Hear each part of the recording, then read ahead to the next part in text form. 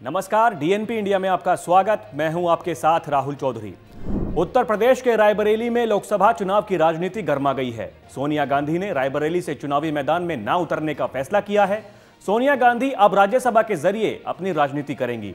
उन्होंने राजस्थान से राज्यसभा उम्मीदवार के तौर पर अपना नामांकन भी कर दिया है।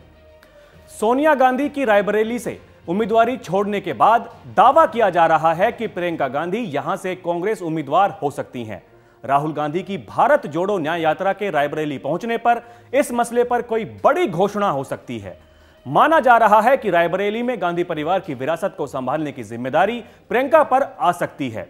रायबरेली की जनता को लिखे गए भावुक पत्र में भी सोनिया गांधी ने बड़ा संकेत दिया है। वहीं मिशन 80 को लेकर चल रही बीजेपी भी रायबरेली में कांग्रेस को लीड देने के मूड में नहीं है। प्रियंका गांधी के यहां से उम्मीदवार बनने की स्थिति में बीजेपी किसी मजबूत उम्मीदवार को वहां से मौका देगी। कांग्रेस संसदीय दल की अध्यक्ष सोनिया गांधी ने रायबरेली की जनता को लिखे गए पत्र में भावुक अपील की है। उन्होंने लिखा, मुझे पता है कि आप हर मुश्किल में मुझे और मेरे परिवार को वैसे ही संभाल लेंगे जैसे अब तक संभालते आए हैं। साथ ही उन्होंने लिखा कि मेरा परिवार दिल्ली में अधूरा है, वो रायबरेली आकर आप लोगों से मिलकर ही पूरा होता है। ये नेह नाता बहुत पुराना है।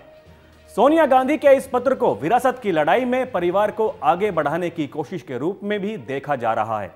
दरअसल रायबरेली को लेकर यह भी दावा किया जा रहा है कि यहां कांग्रेस का संगठन काफी कमजोर हो चुका है।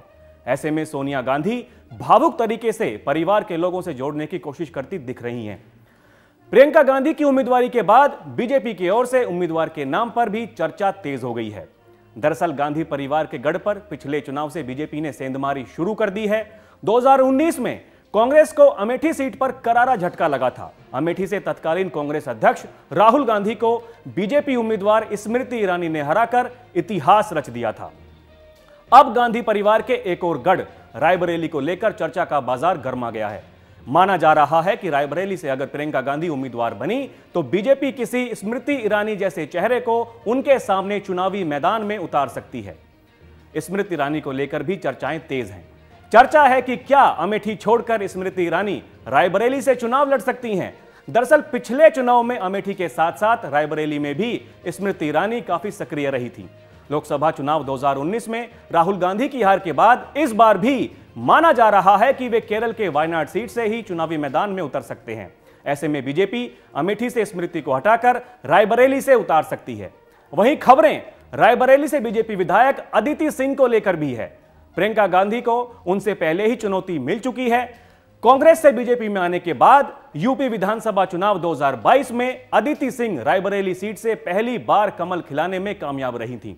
इस दौरान उन्होंने रायबरेली सीट से प्रियंका गांधी को लड़ने की चुनौती भी दी थी। अब लोकसभा चुनाव में प्रियंका के रायबरेली से उतरने की स्थिति में बीजेपी अदिति को उनके खिलाफ चुनावी मैदान में उतार सकती है। सियासी गलियारों में इन दोनों नाम को लेकर काफी चर्चाएं हैं। आगे क्या होगा उसका रहेगा इंतजार। अभी के लिए इतना ही। खबरों का सिलसिला जारी है। आप देखते रहें डीएनपी इंडिया। नमस्कार।